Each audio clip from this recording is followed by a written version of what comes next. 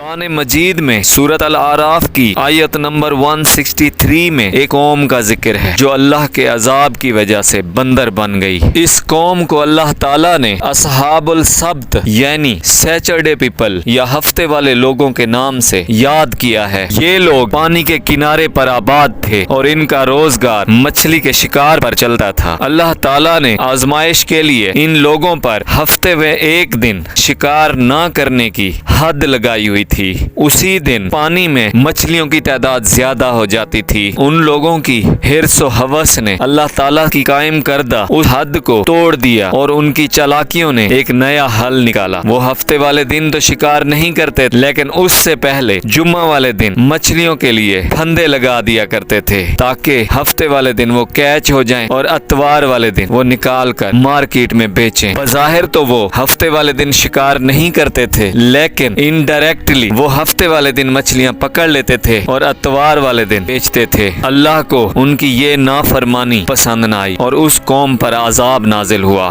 یہ واقعہ سنانے کا مقصد آپ کی توجہ اس گناہ کی طرف کرانا ہے جو ہم اصحاب سبت کی طرح بڑی چالاکی کے ساتھ اللہ تعالیٰ کی قائم کردہ حد کو تار تار کر رہے ہیں۔ اس گناہ کا نام ہے حلالہ۔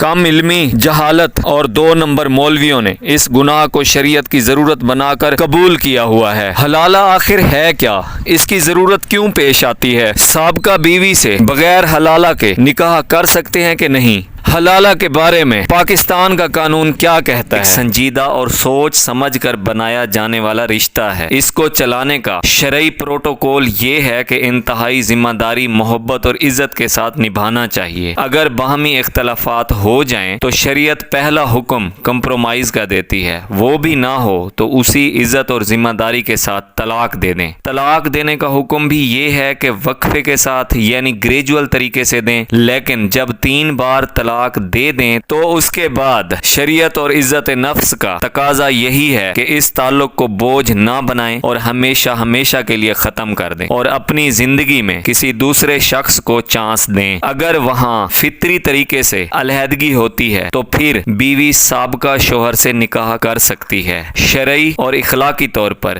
باعزت طریقہ تو یہی ہے۔ دراصل حلالہ اسی کو کہتے ہیں۔ سورۃ البقرہ کی آیت نمبر 230 میں اسی نکاح حلالہ کا ذکر ہے۔ ہوتا کیا ہے کہ مرد جس کو اللہ تعالیٰ کی طرف سے 3 بار طلاق دینے کا اختیار دیا گیا ہے، وہ یہ اختیار استعمال کرتے ہوئے انتہائی غیر ذمہ داری کا مظاہرہ کرتا ہے۔ جذبات میں غصے میں آ کر 3 دفعہ حق استعمال کر لیتا ہے۔ اس کے بعد ضد اور انا میں عدت اور رجوع کا ٹائم بھی گزر جاتا ہے تو بعد میں کچھ حقیقتیں، اپنی غلطیوں کا احساس ہونا، اپنی خامیوں کی نشاندہی ہونا، اپنے بچوں یا دیگر معاملات کو لے کر پچھتاوا ہونا، پھر وہ یا اس کا خاندان ری میرج کرنے کا پلان بناتے ہیں۔ تب ان کے پاس اور کوئی حل نہیں ہوتا تو مولوی صاحب ان کو یہ بتاتا ہے کہ آپ اپنی سابقہ بیوی کا کسی ٹرسٹیبل دوست کے ساتھ اس شرط پر نکاح کروا دیں کہ وہ اگلے دن اس کو طلاق دے دے گا۔ تو اس طرح شریعت کی یہ شرط کہ عورت دوسرے سے نکاح کرے اور طلاق لے پوری ہو جائے گی اور وہ عورت آپ کے لیے حلال ہو جائے گی۔ آپ اس سے دوبارہ نکاح کر کے اپنا گھر بسا لینا۔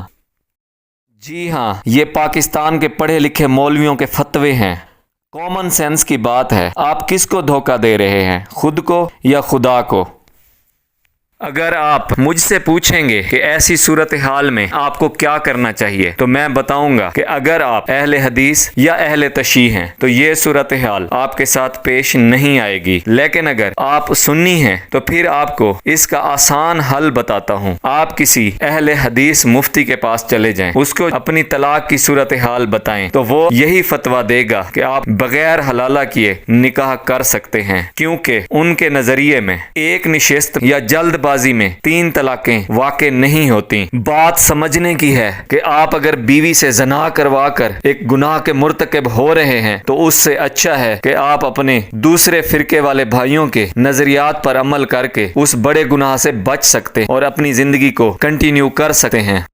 کانسٹیٹیوشن آف پاکستان اس پری پلانڈ حلالہ کو براہ راست جرم تو قرار نہیں دیتا، لیکن اگر کسی خاتون کو دھوکہ دے کر پری پلانڈ حلالہ کروایا جائے تو وہ Pakistan penal code section 420 rape یا زبردستی شادی کے سیکشن 376 375 جسمانی استحصال یا غیر اخلاقی سرگرمیوں کے لیے 366A 371A اینڈ B کے تحت کارروائی کروا سکتی ہے۔ پاکستان فیڈرل شریعت کورٹ نے پری پلانڈ حلالے کو گناہ قرار دیا ہے۔ ہمارے فقہا نے بھی اس کے خلاف فتوے دیے ہوئے ہیں۔ لاہور ہائی کورٹ پری پلانڈ حلالے کو کاروبار بنانے والے مولویوں کے خلاف فیصلہ دے چکی ہے۔ اپنے فیملی اور شرعی معاملات کی اویئرنیس کے لیے مستند علماء کے ساتھ رابطہ رکھیں یا کسی قانونی ایکسپرٹ سے رائے لیں۔ برائے مہربانی اپنے آپ کو معاشرے اور شریعت کی نظر میں رسوا ہونے سے بچائیں۔ شوہر اگر بیوی کو طلاق نہیں دیتا